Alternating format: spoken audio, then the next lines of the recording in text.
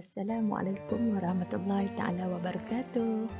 Bertemu lagi kita dalam siri 2 untuk tajuk Puasa Benteng Diri. Baiklah, macam biasa anak-anak boleh buka buku teks muka surat 129 hingga 140.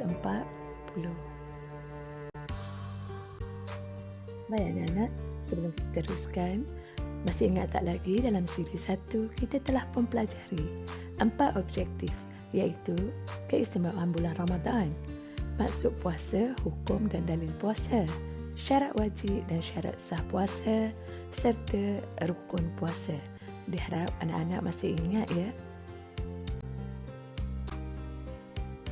Untuk siri 2, kali ini kita akan pelajari hanya 2 objektif, iaitu menyatakan perkara makruh dan sunat puasa, dan yang kedua menyatakan jenis-jenis puasa. Mari kita belajar. Baik, objektif yang pertama ialah perkara makruh puasa. Siapa tahu apa makruh puasa? Okey, perkara makruh puasa ni ialah sesuatu perkara yang tidak digalakkan dilakukan pada bulan puasa. Apa dia? Contohnya tidur berlebihan pada siang hari. Okey.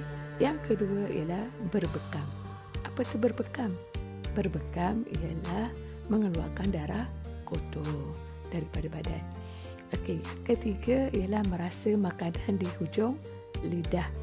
Biasa mak-mak kita lah bila masak, takutlah pula kan masing ke, tawa ke. Jadi mereka akan rasa di hujung lidah. Tapi jangan sampai tertelan lah. Yang keempat ialah berkumur atau memasukkan air ke hidung secara berlebihan. Ini biasanya ketika mengambil wuduk. Ketika ambil wuduk jangan berlebihan lah. Yang kelima ialah mandi secara berlebihan. Kejap-kejap pergi mandi, kejap-kejap pergi mandi. Sebab apa? Sebab haus, panas. Tak boleh, makruh. Okey. Mandi wajib. Yang keenam ialah mandi wajib selepas fajar. Mandi wajib selepas fajar ni maksudnya ialah contohnya orang perempuan yang lepas haid, mereka mandi selepas fajar, makruh hukumnya. Baik, yang ketujuh ialah melewatkan berbuka. Anak-anak lah biasanya sibuk dengan game, tak boleh nak pause, nak main juga, dah bunyi azan pun straight main lagi, maka hukumnya adalah makruh. Kalau boleh, elakkan daripada melakukan perkara-perkara makruh ini. Baik, mari kita lihat pula apakah perkara-perkara sunat puasa. Okey, ketika sahur. Ketika sahur, bersahur itu sendiri adalah sunat puasa. Yang kedua ialah kita lewatkan waktu sahur berhampiran dengan waktu subuh. Yang ketiga ialah kita mandi wajib sebelum fajar jika berjunub. Ketika berbuka pula ialah kita boleh lakukan berbuka dengan kurma, menjamu orang lain berbuka puasa walaupun hanya dengan sebiji kurma atau seteguk air.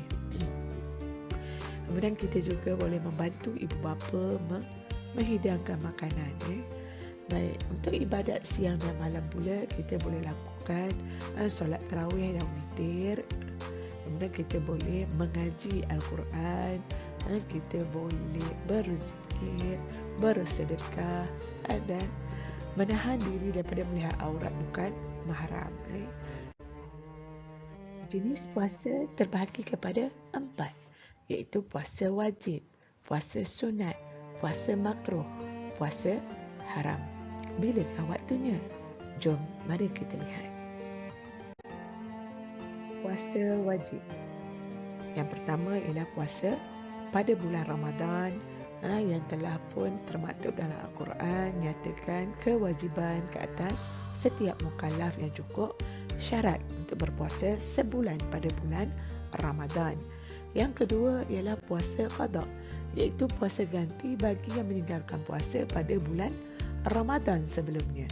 Contoh, pelajar perempuan yang telah didatangi haid pada bulan Ramadan tahun lepas, hendaklah menggantikannya sebanyak hari yang ditinggalkan pada sebelum Ramadan seterusnya.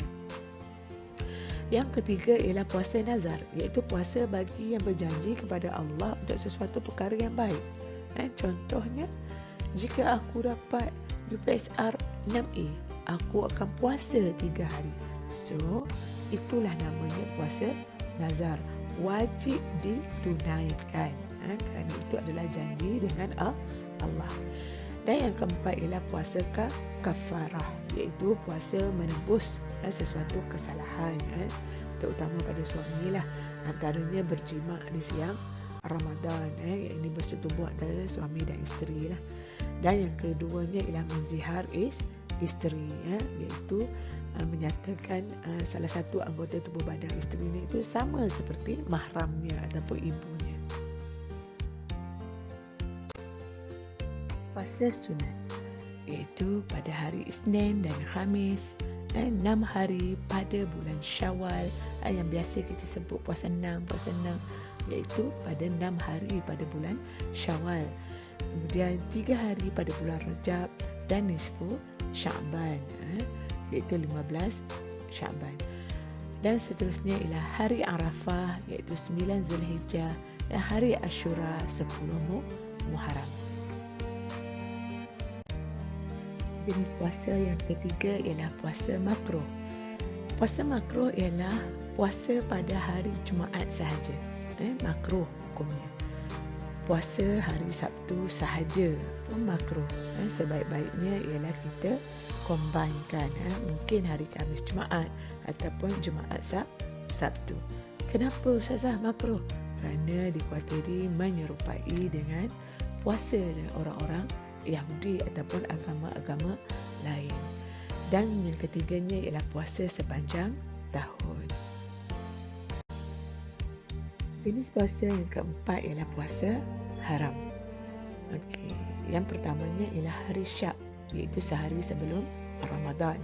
Yang kedua ialah hari Tashrik, iaitu selepas hari raya Aidil'Adha, iaitu 11, 12 dan 13 untuk korban lah. 2 hari raya, iaitu pada 1 Syawal dan 10 Zulhijjah. Hari raya pun tak boleh, haram puasa. Dan puasa sunat bagi isteri tanpa izin suami. Isteri-isteri jika nak puasa hendaklah minta izin suami terlebih dahulu. Baik, macam biasa Ustazah sediakan latihan pengukuhan untuk memastikan anda mengetahui perbezaan perkara makruh puasa, perkara sunat puasa dan jenis puasa. Mari kita sama-sama menjawabnya.